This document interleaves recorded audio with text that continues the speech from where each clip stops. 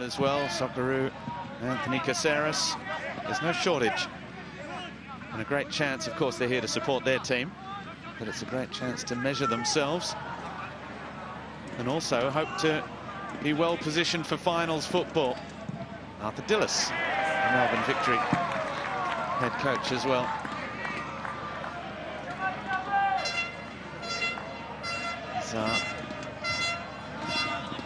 He was long-time assistant coach to Tony Popovic, of course. Ball to the back post. Garuccio, oh, pretty good off the boot. Lovely technique. Has a fantastic left foot, the Western United skipper. So the question of finals football and whether they will be played here in Tarneit. Well, the word is the club will do the necessary upgrades to the ground to be able to host a match here. Now that's technical broadcast standard upgrades that need to be made for a big match.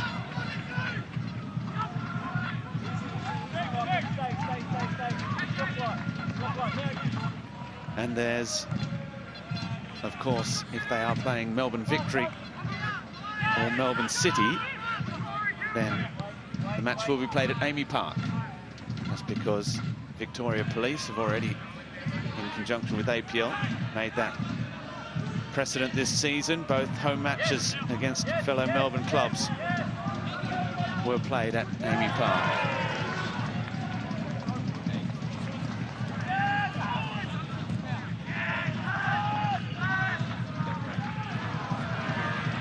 Now, Thurgate, the little slip by Kucharski. Danzaki against Popovic. Early cross is a good one. Roos is there. Grimaldi again takes the touch. Back in towards Botic. Well, he didn't fancy the shot. Matt Grimaldi, and Noah Botic just couldn't leap high enough to get his head over that. Well, again, just springing an attack. Opportunistic. Grimaldi, for a moment, it looked like he was going to try and squeeze it into the far post, and Roos tried to get out of the way. Botic just couldn't get up and over. A really difficult one to steer downward again. Sydney had great numbers back, but the opportunity just presented, enough opened. Well, let's head back down to the sidelines with Jake Barker-Day. She may have a little update for us about how things are going for Sydney FC.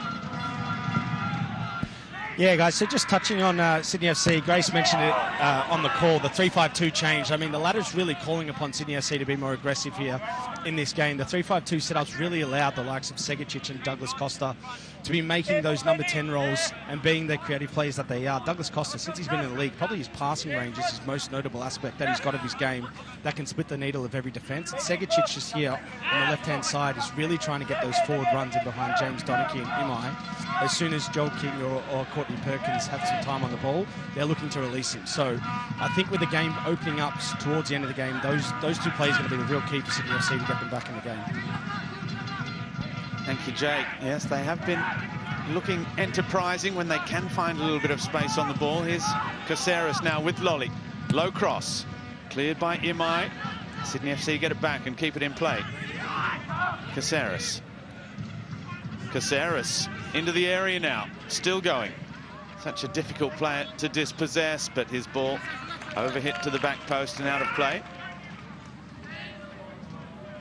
Imai's done well on that occasion. Caceres so tricky, such a tricky customer to slow down. We mentioned already the close ball control. But Imai, with all of his experience, and it's a good point as well that Jake has made on the sideline. It was the call from Sydney last week at the halftime break to get players like Costa, like Segicic, more on the ball centrally, looking to receive. They are the playmakers in the team. Roos can't get there. Oh, but there's been a slip off the post. Michael Roos almost taking full advantage of a mistake at the back for Sydney FC. Well, the surface is no doubt playing a bit of havoc at either end. We've seen multiple players now just lose their footing underneath, and on this occasion it was almost calamity for Devonish Mears, and the tightest of angles, a little hard to manoeuvre for Michael Roos.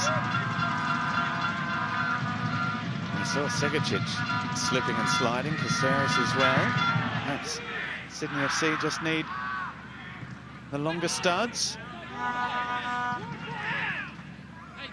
Douglas Costa wanted the throw. It's gone Western United's way.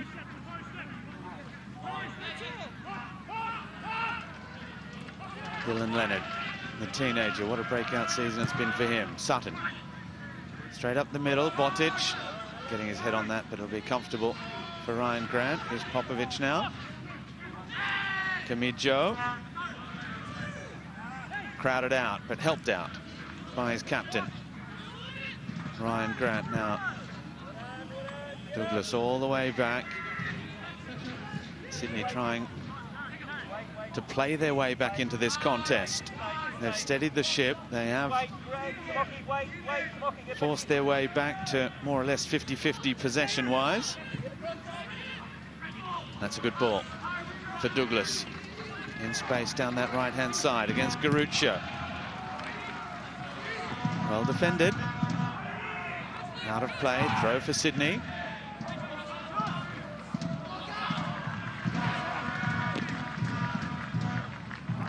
There you can see the travelling supporters for Sydney FC. Important match for the Sky Blues. A point, and they will move level with Adelaide, who have already played their final game of the season. That scoreless draw with Melbourne City. And if they do pick up a point here, level on points, they will have a plus 14 goal difference. There are those fans. It's a chilly one. 16 degrees at kickoff, expected to be down to 14 come the final whistle.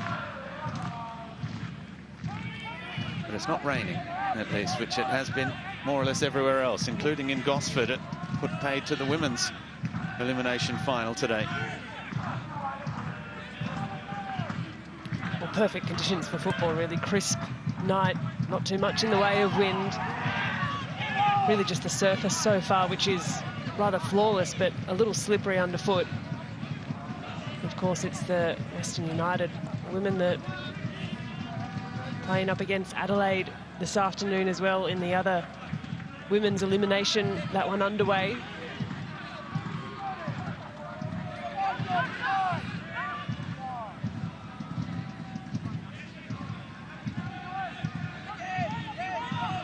Earlier today, Auckland securing once and for all. They'd already done it last night with Melbourne City's scoreless draw with Adelaide, but getting the win just for good measure over Perth Glory by a 1-0.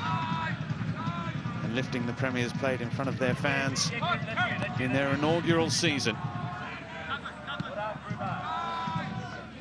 Yeah, John Aloisi there asking Grimaldi to